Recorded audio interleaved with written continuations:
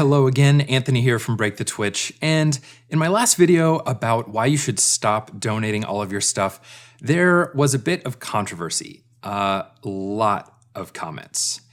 So let's go into a high-level overview of the different things you can do with your clutter when you are decluttering it. Of course, the first thing I have to mention is selling your stuff. As in selling as much of your stuff as possible. In fact, you can even take the money that you make and donate it to a charitable cause. If you haven't seen the video that I made about why you should stop just donating everything you get rid of, I'll put a link to that video in the description of this one. It's really important to watch, so make sure you check that out as well. Number 2 is swapping things with friends and neighbors. When we were selling our house, we had a lot of household items, things that we weren't going to take with us, but it was possible that our friends might need. For example, we gifted our grill to our next door neighbor because he didn't have one at the time. So that worked out really well. There are all kinds of things that you can do, like a clothing swap party where everyone brings all of the stuff that they don't want to wear anymore to someone's house. You get together, try on clothing, and have a good time overall. That way, the clothing gets redistributed to someone that might want it, and then you get maybe some new things yourself that you get to add to your wardrobe. Not that that was the point, but the process itself can be pretty fun. Also, you can post your stuff and list it for free on sites like Nextdoor, Facebook Marketplace, and Craigslist. It's highly likely that if it's something useful, someone will come pretty quickly to pick it up.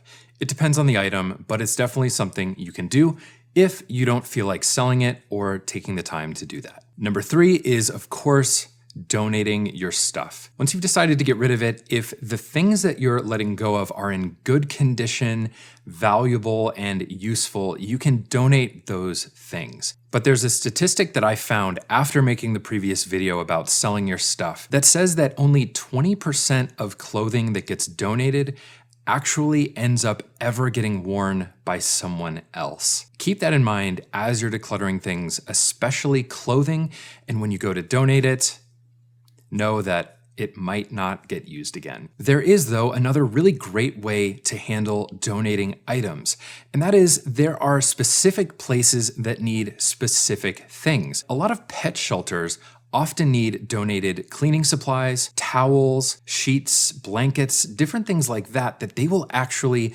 directly use in their facility, and they almost always need new stuff along those lines. Obviously, new used things. So those are great opportunities to find specific uses for the things you no longer need that will immediately get reused. So make sure to do a little bit of research in your area around homeless shelters, pet shelters, different schools, art programs, and things like that that might be able to take specific items that you have. Yes, it is a little bit more work, but isn't it great to know that what you're donating is going to be directly used within your own community? I think that's a big deal.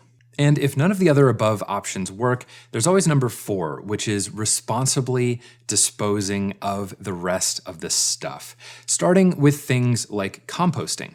Many cities have citywide composting programs where you can compost things like pizza boxes, napkins, any organic materials like paper, tea bags, coffee grounds, things like that. It might be much more widespread than you would think. So composting stuff is probably one of the best possible scenarios. Then there's always recycling. Recycling is a mixed bag because not all recycling programs actually handle the materials they accept properly and actually recycle them. It requires a little bit of research, but just because something is recyclable doesn't mean it's good for the earth. Plastic bottles are still using a lot of resources to make that plastic bottle, and it takes more resources to melt it down and turn it into something new. So recycling is great. It's better than just straight up throwing it away, but there's always a caveat with this kind of stuff. Of course, finally, just throwing it away. Sometimes we just have to throw things away. I know that it doesn't feel good, and I know that it's not ideal, but it's really important to internalize that feeling and let it be a lesson for the next time you are going to consume new stuff. This doesn't mean you should not buy stuff ever, never buy new clothes or things like that, but perhaps we can keep the full life cycle of the product in mind when we go out and purchase a new gadget, new clothing, or just new stuff in general. We can start with the end in mind. And for the consumption cycle, living with less stuff, living more intentionally, all of that is very, very important.